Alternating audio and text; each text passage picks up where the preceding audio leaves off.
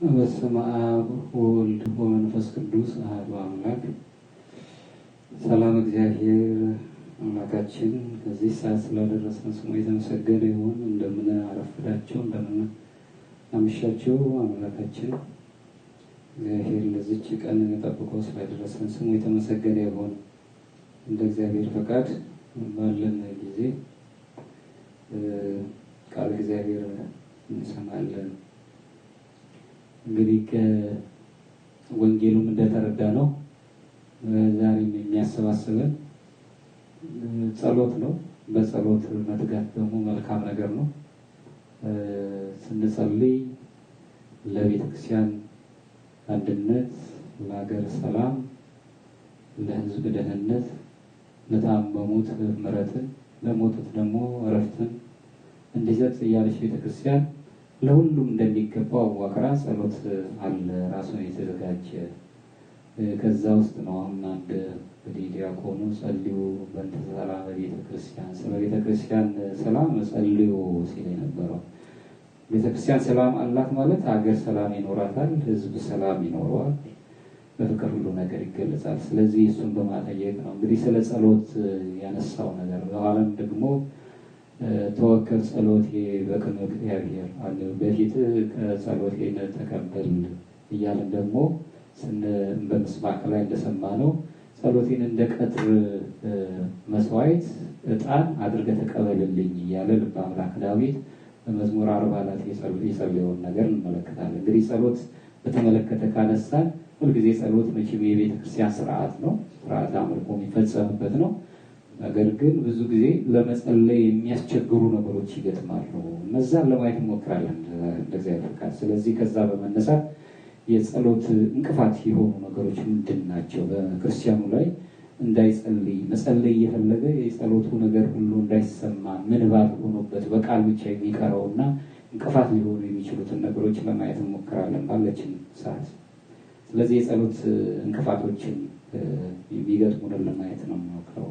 እንደ መነሻ ጥቅሳችን የምናደርገው አሁንም ልበ አምላክ ዳዊት ስለ ጸሎት ስናነሳ የዳዊትን ጸሎት ነው በብዛት የምናነሳው እና መዝሙረ ዳዊት መዝሙር 50 ከቁጥር 17 ላይ በማታና በጠዋት በቀትርም እናገራለሁ እጮሃለሁ ቃሌንም ሰማኝ ይላል። እዚህ ላይ ቀትርም ማታም እንዲሁ በጠዋትም እጮሃለሁ እሱ ደግሞ ቃሌንም ሰማኝ። ጮኸት እዚህ ላይ በጸሎት ተወክሎ እንዳየን እንመለከታለን።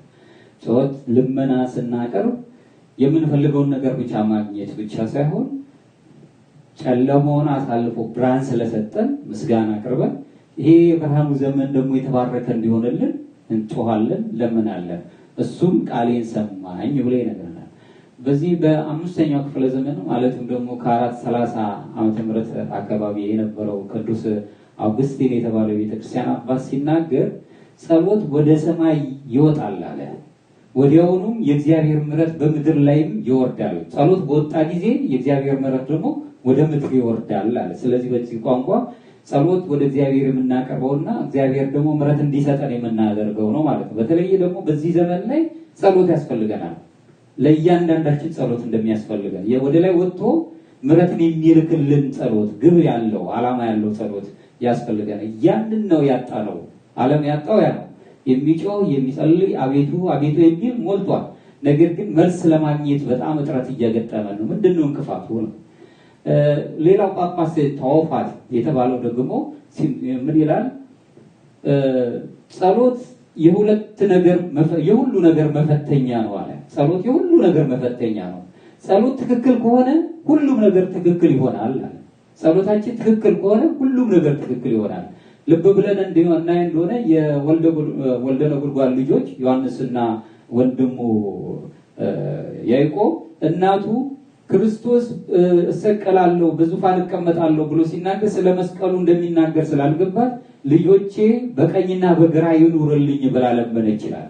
በኋላ የምትለምኑትን አታውቁም ማለት እሱ ይናገር የነበረው በመስቀል ላይ ተሰቅሎ የሰው ልጆችን እንደሚያድን ነበርና ያን ጽዋ ለተሰጡ ሰዎች ብቻ ነው የሚሆነው። በቀኝና በግራ የሚሰቀሉ አሉ። እሷ ዙፋን መስሎ ነበር ያ። ስለዚህ የምንለምነውን ነገር ማወቅ ስንጀምር፣ ትክክለኛ ጸሎት መጸለይ ስንጀምር መልሱም ትክክለኛው። ለዚህም ነው ጸሎት የሁሉ ነገር መፈተኛ ይሆንና ጸሎት ትክክል ከሆነ ሁሉም ነገር ትክክል ይሆናል። ትክክለኛ ጸሎት የምንለምን ከሆነ ለዚሁም ደግሞ የበረሃ አባቶች ደግሞ በገዳም ያሉ አባቶች ምን ይላሉ? የነጻ የጠራ ጸሎት ምንድነው አሉ። ጥያቄ ነው የሚጠይቁት። የነጻ የጠራ ጸሎት ምንድነው? ይኸውም ጸሎት በቃል ብቻ አጭር የሆነ ነገር፣ በቃል የሚቀርብ አጭር የሆነ ነገር ግን በተግባር የበዛ የተትረፈረፈ ነው። ቅድም እንደሰማ ነው ስትጸልዩ እንደ አይዛባውያን ወይም እንደዚህ እንደ ጸሐፍት ፈሪሳውያን ነገር በማርዘም የሚሰሙ ይመስላችኋል። እንደዛ ይሁን ጸሎታችሁ፣ በአደባባይ ጸሎታችሁ እንዲሰማ የማቴዎስ ወንጌል ምዕራፍ 6 ላይ ቅድም ያነበብ ነው ብሎ ሲናገር እንሰማለን። በቃል እጥር ምጥን ያለችውን ግን አባታችን በሰማያት የምትኖር የሰማይ ፈቃድ ላይ ፈቃድ ያለ እንዲሁም በምድር ፈቃድ ላይ በምድር ላይ የምንኖር ምድራውያን ደግሞ ፈቃድ በእኛ ላይ ይኑር ስምህም ይመስገን ብለን እንደምንጸልይ ያን አጭር ጸሎት ሰጠን። ስለዚህ ጸሎት ማለት በቃል አጭር የሆነና እንዲሁም ነገር ግን በተግባር የበዛ የተትረፈረፈ ነው አሉ። መልሰው ምን የበረሃ አባቶች ድርጊቶች ከልመና የማይበልጡ ከሆነ ከጸሎቶች እንዲሁ በቃላት የተወሰኑና የእጅ ዘር በውስጣቸው የሌሉበት ይሆናሉ።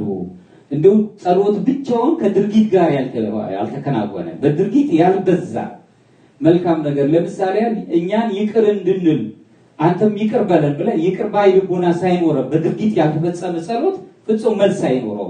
ስለዚህ የበረሃ አባቶች ይህንን አስቀምጦ ያስረዱናል። ጸሎት የሚለውን ነገር እንግዲህ ለማጠቃላይ እንደመነሻ ጥቅስ ሊሆነን ይችላል።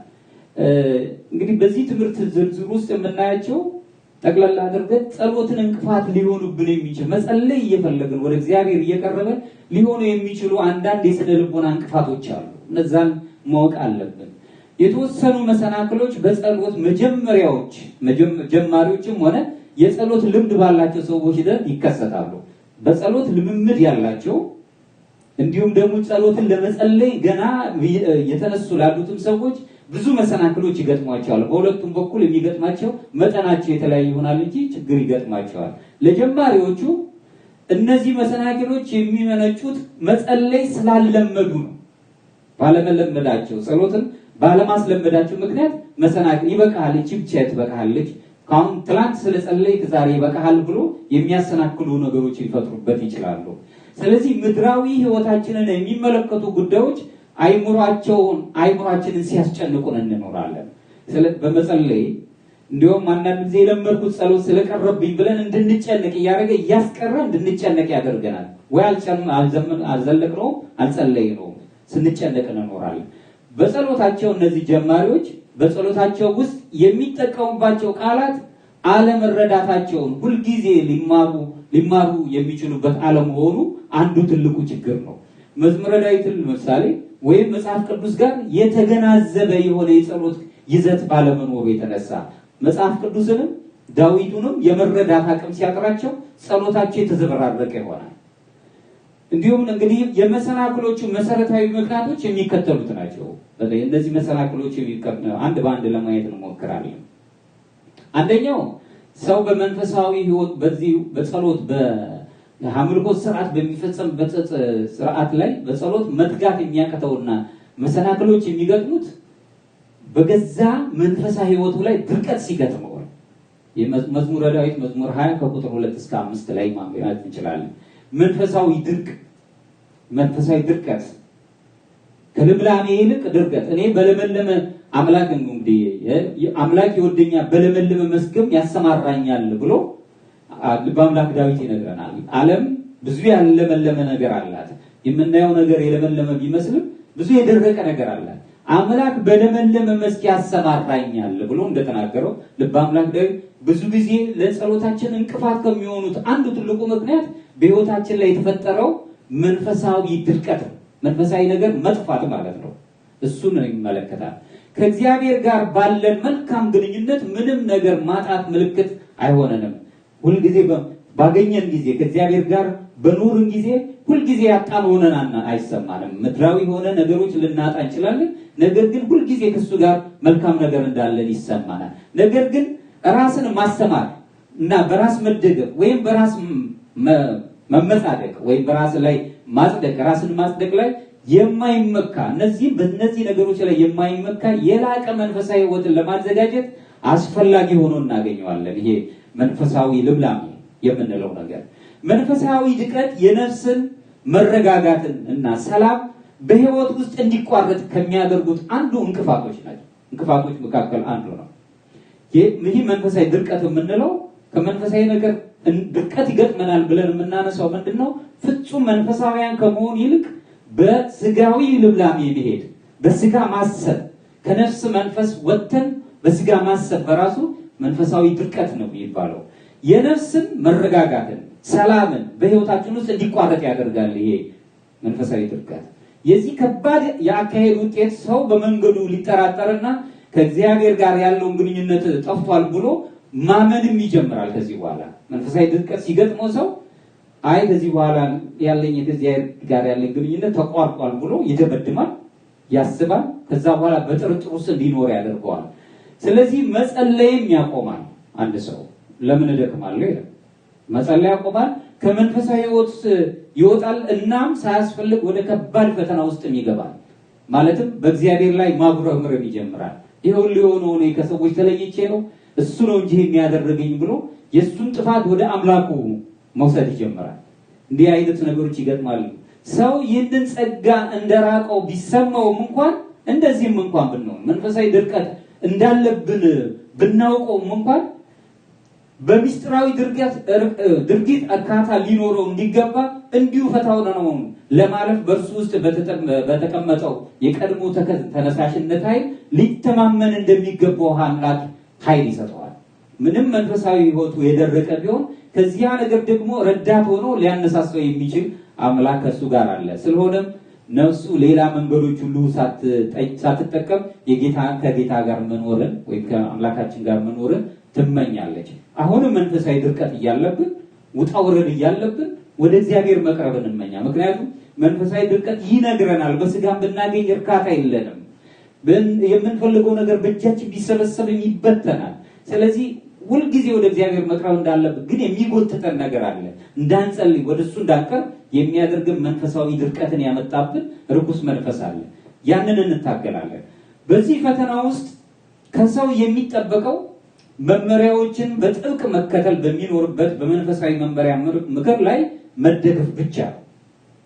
ወደድም ጠላም ጊዜው እስኪ ያልኩ ድረስ ይሄንን መንፈሳዊ ድርቀት የሚያጠፋልንን ነገር የምንጠቀምበት የመጽሐፍ ቅዱስ መመሪያዎች፣ የአምላክ መመሪያዎች አሉ። በዛ ተደግፎ ኃይል እስኪሰጠን ኃይሉን አግኝተን የሚቃረንን አጋንንትን እስኪያባርርልን ድረስ ጸንተን መገኘት ይኖርብናል። መንፈሳዊ ድርቀትን ለማራቅ ለሰው ልጅ በዚህ መንፈሳዊ ድርቀት ውስጥ የሚጠቅመው ትእዛዝ ፈተናውንና በትህትና መቀበል እንዳለበት ሲያውቅ ማጸኛ ለማግኘት ብቁ እንዳልሆነ ይሰማዋል። ይሄ ሁሉ ሲጠፋ የሚቀርቡት ነገሮች ሁሉ መማፀኛውም ለማግኘት ብቁ እንዳልሆነ ይሰማዋል። ከዚህ ከጸሎት እየራቀ ይሄዳል። አምልኮቱን ወይ ደግሞ በህሊናው ነገሮችን ሁሉ ማሰላሰል የሚችለው በስጋ ማሰብ ይጀምራል። ሰው ንቃትንና ጾምን እንዲሁም በጥፍ በሚያደርግበት ጊዜ ምክንያቶች ካለው ከፈለገ ምንም አያተርፈው። በጾም በጸሎት እየተጋው ነው። ነገር ግን ይሄ ሁሉ የሆነብኝ ምንድነው እያለ ምክንያቶቹ የድነት መንገዶች አይሆኑም። ከመጣበት ወይም ከያዘው በራሱም ይሁን በተሳውቀውም ይሁን አውቆትም ሲሆን አውቆት መንፈሳዊ ድርቀት የገጠመውን ነገር እንዴት እንደገጠመው መረዳት ነው ያለበት። ፊቱን ወደ እግዚአብሔር ማዞር አለበት። እንግዲህ አንደኛው ምክንያት ይሄ ነው። እንግዲህ በዚሁ ላይ ደግሞ ድርቀትን ስንመለከት ለክፋት አሳልፎ ለግዴለሽነት አሳልፎ ይሰጠናል። በዚህ አያቆምም። መንፈሳዊ ድርቀት ከገጠመን በኋላ ለግዴለሽነት ይሰጠናል አሳልፎ። ብዙ ጊዜ በመጀመሪያዎች አካባቢ አፍላ በነበርን ጊዜ ጀማሪዎች በሆንን ሰዓት ሁሌ ወደ ቤተክርስቲያን ቀርበን ጸሎት መጸለይ፣ ሰዓት አለማሳለፍ፣ ባለችን ደቂቃዎች እግዚአብሔርን ማሰብ እንፈልግ የነበረው በኋላ ጊዜ የተሸረሸረ መንፈሳዊ ድርቀት እየገጠመን በመጣ ሰዓት በዛ አይቆምም። ምክንያቱም አንድ ቀን ከድርቀት ወደ ልምላሜ እንደምንመለስ አምላክ እንደሚረዳን ያውቃል። ርኩስ መንፈስ ወዴት ይወስደናል? ከድርቀት ለከፋ ወደሆነ ወደ ግዴለሽነት ምን አለበት እግዚአብሔር ያውቃል ወደሚል መንፈስ እንድንሄድ ይገፋፋናል። ድርቀት ከሚያስከትላቸው አስከፊ ውጤቶች መካከል የነፍስ ስሜትን ማጣትና ከመንፈስ ቁጥጥር ውጪ ለመንቀሳቀስ ሐሳባትን ጠቅልሎ ያንን ነገር መያዝ ነው ዋናው ትልቁ ነገር። ሁሉንም ነገር ይዞ ደካሞች ማድረግ ነው። ምክንያቱም መንፈሳዊነት ጸጋ የነፍስ ባህሪያትን የሚመግብበት የመንፈሳዊ ምኞትን ማቅረብም ስለሆነ መንፈሳዊ ምኞት ስለሆነ ይሄ መንፈሳዊ ጸጋ የምንለው እግዚአብሔር የተሰጠን የነፍስን ባህሪያት የሚመግብበት መንፈሳዊ የሆነው ነገር ነፍስን ባህሪያትን ይመግባል። ነፍስ የምትፈልገው መጾም፣ መጸለይ፣ መስገድ፣ ወደ አምላኳ መቅረብ ነው። ያንን ይመግባታል። የመንፈሳዊ ምኞትንም ያቀርባል። ስለዚህ ይሄ ትልቁ አንድ ባህሪያችን ነው። ድርቀት በነፍስ ባህሪ ላይ መጥፎ ተጽዕኖ ማሳደር፣ ለማያስፈልጉ ድርጊቶች አሳልፎ ይሰጠናል። ይሄ ድርቀት የተባለው መንፈሳዊ ድርቀት አሳልፎ ለነፍሳችን ባህሪ እንዳንገዛ በነፍስ ባህሪ ላይ መጥፎ ተጽዕኖ በማሳደር ለማያስፈልጉ ድርጊቶች በስጋ ለሚከናወኑ የኃጢአት መንገዶች አሳልፎ ይሰጠናል። ይሄ እንግዲህ የግዴለሽነት ባህሪ ላይ መድረሳችንን ያሳያል። የሰው ልጅ ወደ ፈተና በሚገባበት ጊዜ ሐሳቦቹን ላለመቀበል ጠንካራ ምኞት ይኖሩታል። እንደዛም ሆነ መንፈሳዊ ድርቀት እየገጠመን የሰው ልጅ የተሰጠው የአይምሮ ጥራት ወይም የአይምሮ ብቃት በራሱ እንድንመረምር ያደርገናል። ነገር ግን መርምረን ክፋቱን እንኳን መሆኑን እያወቅን ጨምድዶ እንደገና ይዘናል። ስለዚህ በእነዚህ ሐሳቦች እስካልተደሰትን ድረስና ሳንደክም ወደ በተከታታይ በጸሎት ማረጋገጫ እስካልቀረብን ድረስ ጌታችን ክፉ ሐሳቦቻችንን በእኛ ላይ እንደማይቆጥር እናምናለን። በዚህ ነገር ላይ ድካም መሆኑን እያወቅን መንፈሳዊ ድርቀት ገጥሞኛል ብለን እያወቅንና እየወደቅን እየተነሳን መሆኑን በልብ ከእውነት ካወቅን የደከምነውን ድካማችንን እንደማይቆጥርብን አምላካችን እናውቃለን። ምክንያቱም በእኛ ስራ ብቻ ያለው የምንጸድቀው በሱ ቸርነት ስለሆነ። ሌላው የአደጋ ምንጭ ደግሞ ከግዴለሽነት የመነጨ ነው። እንግዲህ ከመንፈሳዊ ድርቀት ወደ ግዴለሽነት ከወሰደን በኋላ ትልቁ ችግር የሚገጥመን ግዴለሽ መሆን ነው። ይኸውም የስጋት ምንጭ፣ የረጅም ፈተና ጊዜ ተፈጥሯዊ ውጤት ይሆናል። ሁልጊዜ አይደለም በመንፈስ ባህሪ ላይ በስጋ ባህሪያችን ላይ ግዴለሽ በሆነን ጊዜ ውጤታሞች የሆነን ይመስለናል እንጂ ውጤታሞች አንሆንም። ለጀመርናቸው ነገሮች አሰላስለን ስራ እንኳን ስንሰራ አስበን በሰራን ጊዜ ውጤታሞች እንሆናለን። እንደ ክርስቲያን ደግሞ በጸሎት የጀመርናት እጥር ምጥን ያለች ጊዜን ምክንያት ያላደረገች እጥር ምጥን ያለች ጸሎት ስትጀምር እርካታም አለን፣ በረከቱን እናገኛለን። ስሜታችን፣ አስተሳሰባችንና ጽንሰ ሐሳቦቻችን ከመንፈሳዊ ድቀት ከዚህ መንፈሳዊ ድርቀት መላቀቅ ጋር ከተዋሃዱ በመጨረሻ ከእግዚአብሔር ጋር የምንኖርበት ንጹህና ብቁ የሆነ መንፈሳዊ ሕይወትን እናገኛለን። ሐሳባችን፣ የሐሳቦቻችን ጽንሰ ሐሳብ እንዲሁም ደግሞ ስጋችን፣ ስሜቶቻችን ሁሉ ይህንን መንፈሳዊ ድቀትን ከሚያርቁ ነገሮች ጋር ከተዋሃድን አሁን በመጨረሻ ከእግዚአብሔር ጋር የምንኖርበትን ንጹህና ብቁ የሆነውን መንፈሳዊ ሕይወት ይሰጠናል። ይህንን ማሰብ አለብን። ከድርቀት ወደ ግዴለሽነት ያደረሰ ደግሞ መጨረሻው የሚያደርገን ከግዴለሽነት ወደ ጥፋት ነው የሚመራል። እሱን ማሰብ እንችላለን። ሌላው ጸሎታችንን እንዲዘበራረቅ ወይም ደግሞ እንዳንጠቀምበት የሚያደርገን ትልቁ እንቅፋት ደግሞ ከመንፈሳዊ ድቀት ውጪ ደግሞ መንፈሳዊ ቅዝቃዜ ነው። ለብ ብለሃል ነው ያለው። ባለፈው ስንማር ሰምታችሁ እንደሆነ ዮሐንስ ራእይ ላይ ለብ ብለሃል፣ ወይም ሙቅ አይደለም ወይ ቀዝቃዛ አይደለም፣ ለብ ብለሃል፣ አውጥቼ ልተፋ ነው። የማይሆን የማይጥም ጣዕም አለው ማለት ነው። መንፈሳዊ ቅዝቃዜ ይኖረናል፣ እንቀዘቅዛለን። እዚህ ላይ እንግዲህ በድርቀትና በቅዝቃዜ ያለው በእነዚህ ሁለቱ መካከል ያለው ልዩነት ማየት አለብን። በድርቀት ውስጥ ምንም ልምላም የለም።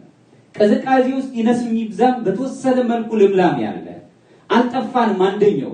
ነገር ግን እንድንጾም፣ እንድንጸልይ፣ መልካም ነገር እንድናደርግ አያበረታታንም። እንደ ሰውነታችን በሙሉ ይወድቃል፣ ስሜታችን ሁሉ ይቀዘቅዛል። የሆነ በመንፈሳዊ ነገር ትኩሶች ሆነን መገኘት አንችልም። ይሄ አንዱ ትልቁ ችግር ነው። ለዚህም መዝሙረ ዳዊት መዝሙር 142 ከቁጥር 3 ላይ ያስረዳናል። ድቀት፣ መንፈሳዊ ድቀት የምንለው ሰው በጸሎት ጊዜ የምንጸናበትን ስሜት ይገልጻል።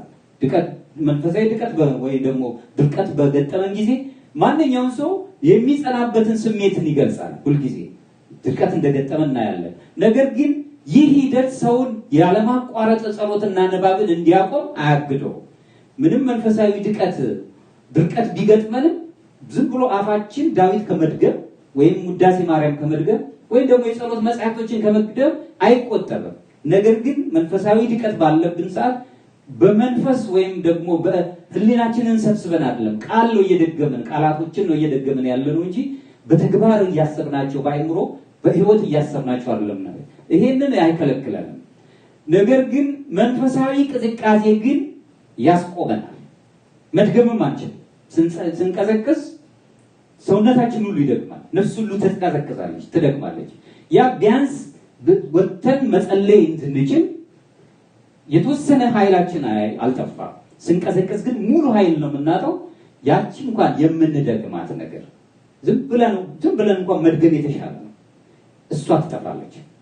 ይሄ መንፈሳዊ ቅዝቃዜን ያሳያል። ሙሉ በሙሉ ሁሉም ይጠፋል። ጸሎትንም ያግዳል።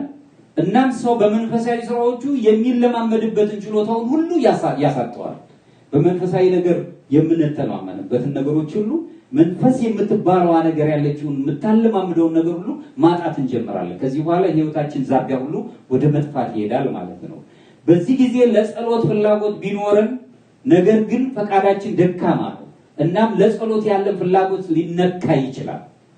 ሰውነታችን ወድቋል፣ ድካም ተሰምቶናል፣ ቀዝቅዘናል። ከዚህ በኋላ ፍላጎታችንን ማወቅ እንኳን በማንችልበት ደረጃ እንስላለን። ያንን የምንጸልይበትን ነገር ሁሉ እናጠዋለን። ጠላት በዚህ ጊዜ እድሉን ይጠቀምበታል። የሰውን ውድቀት በማፋጠንና ጥረቱን ማጣቱን ለማሳመን በመሞከር ኃይለኛ ድብደባዎች ያደርጋል። አሁን የተመቸው ነው። ደርቀናል፣ በመንፈሳዊ ድርቀት ገጥሞናል። እንደገና አጥፋ ደግሞ ግዴለሽነት ውስጥ ገብተናል። ከዛ በኋላ ደግሞ መንፈሳዊ ቅዝቃዜ የለም ያለ ነገር ውስጥ አለ። አሁን ጠላት የሚፈልገን የሰው ልጆች ጠላት ርኩስ መንፈስ ነው።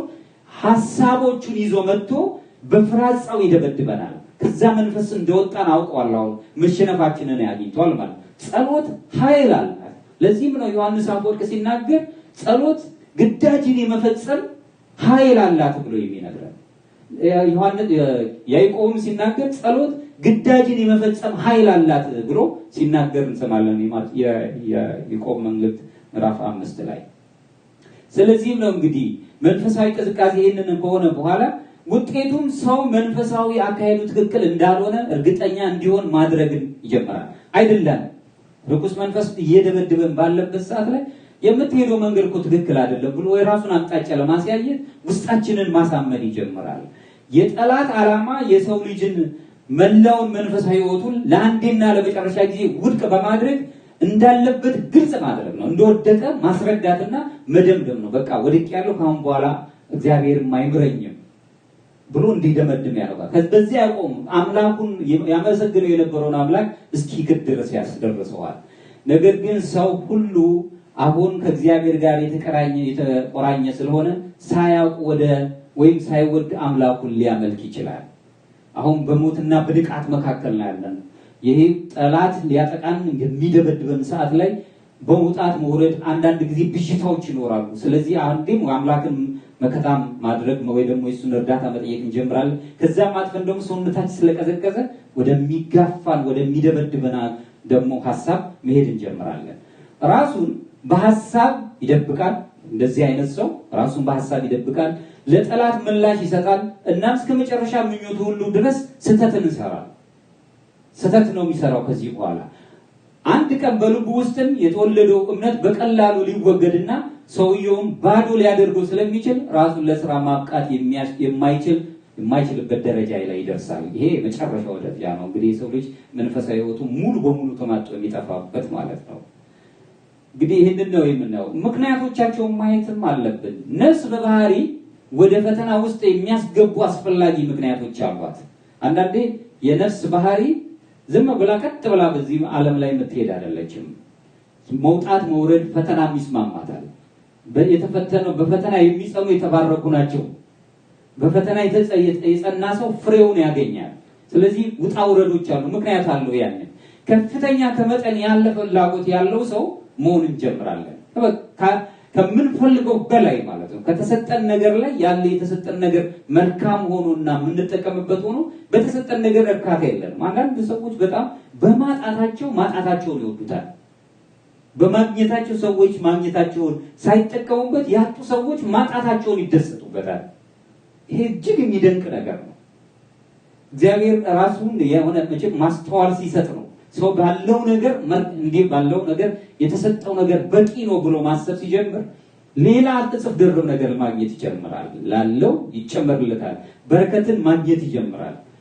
ስለዚህ ራስን በእድገት ተግባር ውስጥ በጥልቀት ሲጠብቅ ከችሎታው በላይ በሆነ መልኩ የሂደቱን ፍጥነት በፍጥነት ለማደስ በትጋት መሞከር ይከተላል። አሁን እንግዲህ እነዚህ ከሆኑ ከፍተኛ መጠን ካላቸው ምንፈልጋቸው ፍላጎታችን ገደብ ከሌላቸው የተለያዩ ነገሮች እስከማ ወንጀል እስከ መስራትን ያስደርሳል። እንዲህ አይነቱ ነገር በዚህ ሁኔታ ቅዝቃዜ ከትምክትና ከእብሪት ጋር ይዋሃዳል። መንፈሳዊ ቅዝቃዜ ትምክተኛ እንድንሆን እብሪተኛ እንድንሆን ከዚህ ጋር እንድንዋሃድ ያደርገናል። በፍላጎት በማታለልና ራስን ከፍ በማድረግ ከሚነሳው የተሳሳተ ሰልፍ ውስጥ የተጋነነ ራስን በራስ መተማመን ውስጥ እንድንገባ ያደርገናል። ከዚህ በኋላ አምላክ ሳይሆን የሚመራን ራሴን ይመራሉ ብሎ ወደ ራሱ ተፈጥሯዊ ህይወቱ እኔ ሰው ነኝ፣ በሰውነቴ ሁሉም ነገር ማድረግ ይችላሉ ወደ ማለት በራሱ አቋም የሚተማመን ሆኖ ራሱ ሲናገር አምላኩን አውጥቶ ማለት ነው። ይህ የኃጢአቶች ሁሉ ኃጢአት ነው ማለት ነው። እንግዲህ ጸሎት በማቆም የሚመጡ ትልቁ ድክመቶች ነው። እንግዲህ ይሄም ከሆነ በኋላ ከእግዚአብሔር ጋር ያለን ግንኙነት ጽንሰ ሐሳብንም ማስተካከል ይገባናል። እዚህ ላይ በዚህ ሁኔታ ህሊናችን በመንፈሳዊ ውጊያ ሲያዝ በጸሎት ውስጥ ያለው ጽናት ታማኝነትና ለእግዚአብሔር ፍቅር ብቁ መሆናችንን ያረጋግጥልናል። ህሊናችን በመንፈሳዊ ውጊያ ሲያዝ ውጊያ በራሱ አይጣላም። ይሄ መንፈሳዊ ውጊያ ነው የሚባለው። መንፈሳዊ ጦርነት እዚህ በመንፈሳዊ ዓለም ላይ ትልቅ የሆነ የስነ መለኮት ጥናትም ያለው ነው እና መንፈሳዊ በራሱ አይጣላም። ምክንያቱም መንፈስና ስጋ ፈቃዶቻቸው ግጭት ውስጥ ነው ያሉት። ህሊናችን በመንፈሳዊ ውጊያ ውስጥ ሲዘልቅ በጸሎት ውስጥ ያለው ጽናትና ታማኝነት ለእግዚአብሔር ያለን ፍቅር ብቁ መሆናችንን እያረጋገጥን እንመጣለን። አሁን ፈተናዎች በበዙብን ጊዜ ሰው ኃይል ይፈልጋል ከፈተናው የሚያድነው። ያን ጊዜ እግዚአብሔር ረድኤት ከኛ ጋር ሲመጣ በሱን እየተመካን እንሄዳለን። ባለን ነገር ላይ ራሱ የጎደለን ነገር አለ። ያንን እንዲሞላው የሰጠን ነገር ሙሉ እንዲሆንልን ጌታችን የሰውን ልጅ እንቅስቃሴ ችሎታና መንፈሳዊ ስራውን እንዲሰራ ባሰመረው ሰውነቱ ለረጅም ጊዜ እግዚአብሔርን ስለካደ ሰውነቱ ይደነግጣል። ይሄ አሁን የቀዘቀዘ ሰውነት ያለው የመንፈሳዊ ቅዝቃዜ ያለው መንፈሳዊ ውድቀት ውስጥና ግዴለሽ ባህል ውስጥ የወደቀው ሰውነቱ በራሱ ባገኘው ጊዜ አምላኩ በመራቁ ምክንያት ሲደነግጥ እናያለን። በሆነ ባለው ነገር ሲረበሻል። መደንገጥ የሚለውን ረብሻን ማየት ነው። የመንፈስ መረበሽ እንዲሁ ይሆናል። ምንም እንኳን የአባት ፍቅር ቢኖረንም ለነፍሳችን ጸሎት ወይም መልካም ስራ ግን አስፈላጊ ነው። ሁልጊዜ ከረብሻ ነፃ የሚያደርገን አምላክ ቢኖረንም ምንም ቢሆን እሱ አምላካችን ቸር አምላክ ቢሆን ነገር ግን ጸሎት እና መልካም ነገር አስፈላጊ ነው። በጸሎታችን ነው ያንን የተረበሸውን መንፈሳችንን የምናርቀውና አምላካችን እንዲቀርብልን የምናደርገው። በመልካም ስራዎች መልካም አስተሳሰብ ሰው የሚሸታ አስተሳሰብ መልካም ሰውነት ስናስብ አምላካችን ይሰማል። ስለዚህም ሰዎችን ለማስተዳደር መንፈሳዊ ቀዝቃዛነት ተመልሶ እግዚአብሔርን ለመርዳትና ለመንፈሳዊ ግንኙነት ግምገማ ወሳኝ ለውጥ ግብዓትም ሊሆን የሚችል መሆኑን እንረዳለን።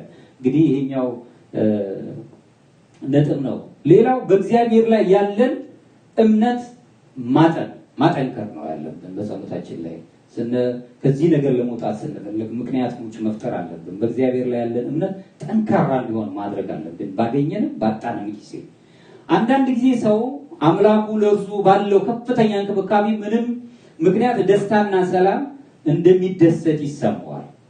ባለው እንክብካቤ ጌታ ወይም ጌታችን ይደግፈዋል፣ ይረዳዋል፣ እንዲሁም ቁሳዊ በረከቶችን ሁሉ ይሰጠናል። እኛ መቼም በአብዛኛው ጊዜ ቁሳዊ የሆኑ ነገሮች ነው የሚያስጨንቁን።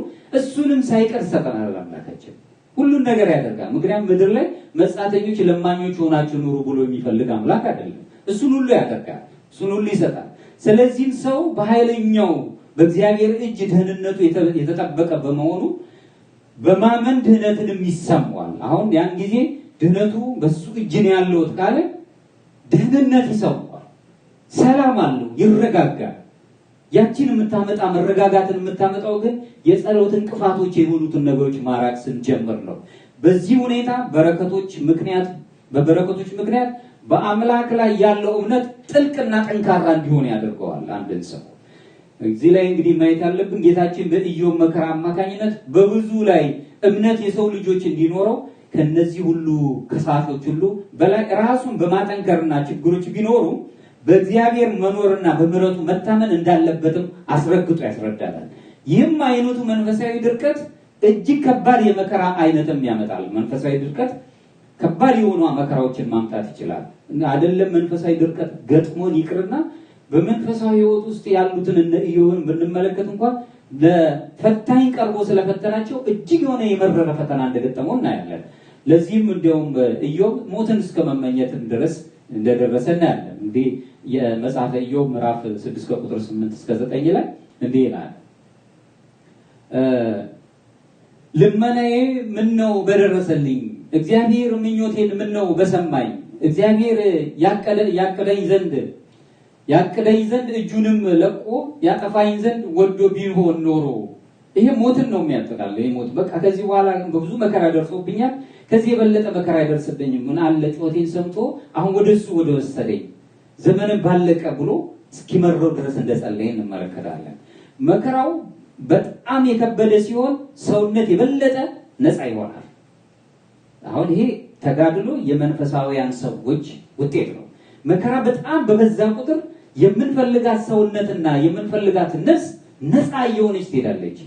ጥርት ያለች ነው የምትሆን። ምክንያቱም በፈተና የታሸች ስለሆነች ሕይወት አላት። አንድ ወርቅ በእሳት ተፈትኖ ነጥሮ እንደሚወጣው ማለት ነው። ደስ እያላት ነፃነት ታገኛለች።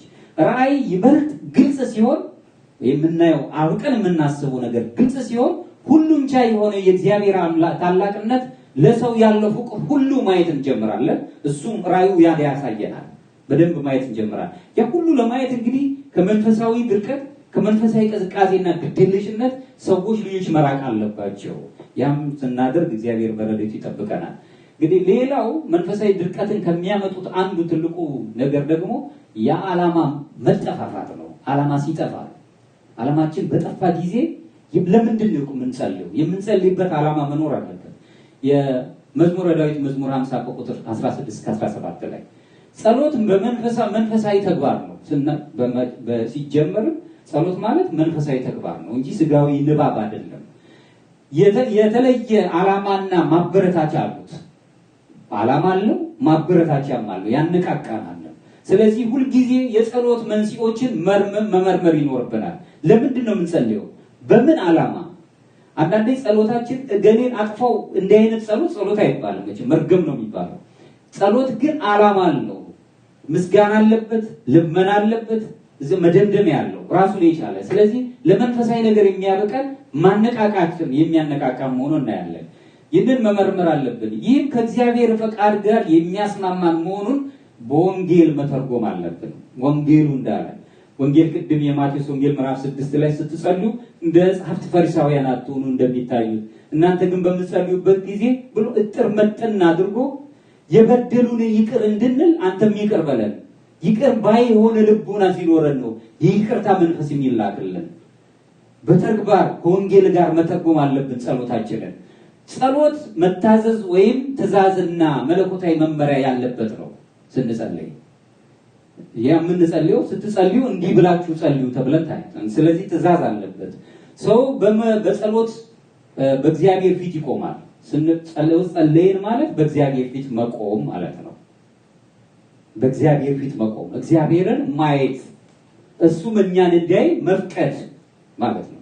ውስጣችንን በጸሎት ስንቆም ውስጣችንን እንዲያነብ አምላካችንን መፍቀድ፣ እሱን ደግሞ በረከቱን እንዲልክልን ገጹን ማየት ማለት ነው። በነፍስ አይናችን ነው መነገር፣ በስጋ አይናችን እሱን ማየት የምንችልበት አቅም የለንም። ስለዚህ ጸሎት ማለት እግዚአብሔር ፊት ቆመን ገጽ በገጽ መታየት ማለት ነው። እሱ እኛን ሲያነብ እኛም እሱን ስናየው፣ ይሄ ማለት ነው ጸሎት የሚባለው። ሰው በጸሎት በእግዚአብሔር ፊት ይቆማል። ያለው ጸሎት ራስን መግደል ነው። ያለ ጸሎት ማለት ጸሎት ከሌለ የሞትን ሆነን ነው የምንገኘው። በጸሎት የማንኖር ከሆነ ሰውነት መቼም አንድ አትክልት ውሃ ካልጠጣ ይደርቃል። የክርስቲያኖች ደግሞ እንደ ውሃ ሆኖ የሚያለመልማቸው ጸሎት ነው። በጸሎት ወደ እግዚአብሔር ስንቀርብ ልምላሜን እናገኛለን። ከድርቀት መንፈሳዊ ድርቀት ነፃ እንሆናለን። ከቅዝቃዜ ነፃ እንሆናለን። ጸሎት ወደ ፈተና እንዳንገባ የሚጠብቀንም ነው። ለዚህም ነው የማቴዎስ ወንጌል ምዕራፍ 26 ቁጥር 41 ላይ ወደ ፈተና እንዳትገቡ ትጉና ጸልዩ፣ መንፈስ ተዘጋጅታለች፣ ስጋ ግን ደካማ ነው ብሎ ይነግረናል። መንፈስ ተዘጋጅታለች ለመጸለይ፣ ስጋ ግን ምንጊዜም ደካማ ነው። ይበቃል ትንሽ ብሎ ያላል። በመንፈሳዊ ነገር የምናገኘውን ነገር ትንሽ ያደርገውና በስጋዊም ነገር የምናገኘው ግን አይበቃኝም ብለን እንድንጓጓ ያደርገናል። ነገር ግን ተግታችሁ ጸልዩ ወደ ፈተና እንዳትገቡ። በጸሎታችን ልመናችን መቅረብ ያለበትን ቅዱስ ጳውሎስ ሲነግረን ደግሞ በፊልጵስዩስ ምዕራፍ 4 ከቁጥር 6 እስከ 7 ላይ ጌታ ቅርብ ነው አለ። ስንጸልይ ወዲያው የሚሰማን የምናገኘው በነገር ሁሉ በጸሎትና በምልጃ ከምስጋና ጋር በእግዚአብሔር ዘንድ ልመናችሁን አስታውቁ እንጂ በአንዳች አትጨነቁ። በአይምሮም ሁሉ የሚያልፍ የእግዚአብሔር ሰላም ልቦናችሁን ሰብስባችሁ በክርስቶስ ኢየሱስ ይጠብቃል። እግዚአብሔር ቅርብ ነው። ቅድም ዳዊት ሲናገር ጮኽኩኝ እሱን ሰማኝ እንዳለ፣ ጻድቃን ተጣሩ እግዚአብሔር ሰማቸው ብሎ በመዝሙረ ዳዊት መዝሙር 33 ላይ እንደነገረ፣ ስለዚህ እግዚአብሔር የእኛን ጮት መስማት የሚችል ነው። ጮታችን ግን የተስተካከለ መሆን አለበት። የምንለምነው ዓላማውን ማወቅ አለብን። ይሄ ሲሆን እግዚአብሔር ቅርብ ሆኖ ይሰማናል።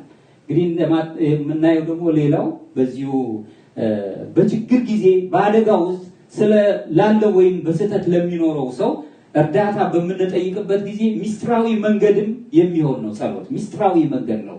ላዘኑት ለወገኖቻችን፣ ከመካከላችን ለሄዱት ወገኖቻችን፣ እኛ ለምንከተላቸው፣ እነሱ ለእኛ የሚጸልዩ፣ እኛ ስለነሱ ስንጸልይ፣ ለወደቁት ሰዎች፣ መከራ ለደረሰባቸው፣ በዚች ዓለም ላይ በግፍ ለሚሞቱት ሰዎች በምንጾምበት ጊዜ በምንጸልይበት፣ ላጡት ጉራሽ መቅመስ ላጡት ሰዎች በምንጸልይበት ጊዜ ጸሎት እርዳታ ሆኖ እናገኘዋለን። ሁሉንም ነገር በእጁ ጸሎት በመጸለይ ብቻ ከሌሎች ነገሮች እንድንቆጠብ አይደለም ይነግረን፣ እንጸልያለን። ለዚህም ያዕቆብ 5 ምዕራፍ 5 ከቁጥር 16 ላይ እርስ በርሳችሁ በኃጢአታችሁ ተናዘዙ አለ፣ ትፈወሱም ዘንድ እያንዳንዱ ስለሌላው ይጸልይ። የጻድቅ ሰው ጸሎት በስሯ እጅግ ኃይልን ታደርጋለች ብሎ ይመክረናል። ጸሎት የምስጋና አገልግሎትም ነው። ምስጋና አገልግሎት ነው። ዛሬ እየጸለይን ያለነው ቤተክርስቲያን የምታገለግልበት። ለዚህም ነው ትንቢተ ሚክያስ ምዕራፍ 1 ከቁጥር 6 ላይ እኔስ አባት ከሆንኩ ክብሬ ወዴት አለ አለ እግዚአብሔር። ጌታስ ከሆንኩ መፈራቴስ ወዴት አለ ይለናል አምላካችን። ስለዚህ ለሱ ክብር የምንሰጥበት የአገልግሎት መቅረቢያ ነው። ጸሎት በተግባር የሚገለጽ ነው። ተግባራዊ ነው። በመከራ በመኖርንና በመከራ በመኖር ጊዜና በጠላቶቻችን የተጫነብንን የምናቃልልበት ልዩ መሳሪያ እንደሆነ እናያለን። እንግዲህ ማጠቃለያችን ላይ ለመድረስ በዚህ እንቅፋቶቹን ካወቅን እንዴት መጸለይ እንዳለብን ማወቅ አለብን። አንድ መንገድ ይኖረናል። መንገድ ሁሉ በሰው ፊት ግልጽ ይሆን ዘንድ እንደ እግዚአብሔር ፈቃድ በጸሎት ትክክለኛውን ግብ ለማብራራት መሞከር ይኖርብናል። ምክንያቱም ጸሎት ዓላማ እና ግብ አለው ብለናል። ጌታችን መለኮታዊ ትእዛዝ ሁሉ ከጌታችን እንግዲህ መለኮታዊ ትእዛዝ ሁሉ የሚሰበሰቡትና የሰው ልጅ መንፈሳዊ ሕይወት የመጨረሻ ግባትን እንዳስቀመጠ እናያለን። ይህም ዓላማ እስኪጠናቀቅ ድረስ የሚያሳድግና የሚያጠናክር ከእግዚአብሔር ጋር ለዘላለም ህብረት እንዳለን እናምናለን። በጸሎታችን ውስጥ መጀመሪያ ላይ በእግዚአብሔር መንገድ የሚመራው ትክክለኛው ዓላማ የሚጸልየው ሰው ወይም በምድራዊ ምኞቶች ደስ የሚያሰኘው የውሸት ዓላማ መካከል ያለውን ነገር ለይተን እንድንሄድ ያደርገናል። ዓላማውን ካወቀ ነው የጸሎቱን ልባችን የሳበውን ዓላማ ከመረመርን ወይ ልባችን ያሰበውን ነገር ከዓላማውን ከመረመርን የኛ የመለየት ደረጃን ማወቅም የምንችልበት ቀለል ያለ መንገድም አለው። እንግዲህ ጸሎት እንዲህ አይነት እንቅፋቶች ስለሚገጥሙትም በጸሎታችን ውስጥ አደጋ እንዳይገጥመን መጠንቀቅ አለብን። ጸሎት በራሱ ነው የቻለ የማረጋጊያ ነገር ነው። መንፈሳዊ ህይወታችንን የምናጠነክርበት፣ ስጋ ህይወታችንን እንዲያድግ የምናደርግበት ነው። እንግዲህ እግዚአብሔር አምላካችን ከዚህ ከጸሎት እንቅፋቶች አምላክ ይሰውረን፣ ኃይሉን ጥበቡን ይስጠን። ነገር ግን ድካም ደርሶብናል። ከዚህ በኋላ እንዴት አድርጌ ጸልያለሁ? እንደው በተቻለ አቅም ዝም ብሎ መጸለይ መልመድ አለብን። መጸለይ መልመድ አለብን። ቢያንስ ስንወጣ ስንነሳ፣ ምግብ ሲቀርብልን፣ ጨለማው ሰዓት ላይ መጥቶ እግዚአብሔር አምላካችን ሌሊቱ እንዲባርክልን፣ ልጆች ቤተሰቦች የተባረኩ እንዲሁ መጸለይ ይሄ የተለመደ መሆን አለበት።